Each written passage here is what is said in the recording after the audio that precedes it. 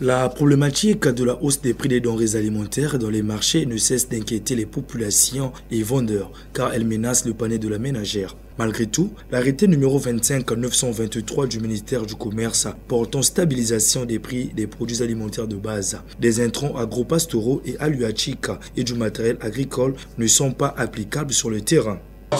Les prix ont encore augmenté. Nous n'arrivons plus. Les parts des cotes étaient au moins beaucoup à 250 francs. Mais actuellement, c'est devenu peu. Donc, si tu achètes les parts de 500 francs ou 1000 francs, ça devient insuffisant pour manger en famille. C'est la même chose pour les tomates et les autres aliments.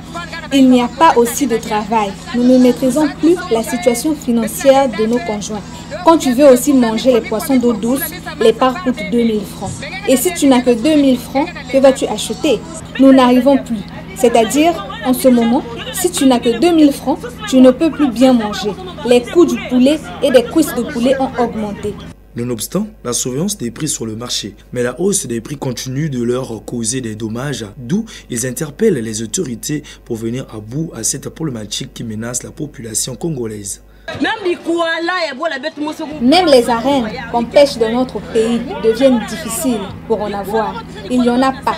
Je prépare dans un restaurant et je vends ce poisson à 500 francs l'unité, alors qu'avant, tu pouvais en acheter à 100 francs ou 200 francs. C'est la même chose pour le bilandais. Donc, on ne sait pas quoi faire. Arrangez-nous le problème du prix du poisson afin que nous soyons satisfaits.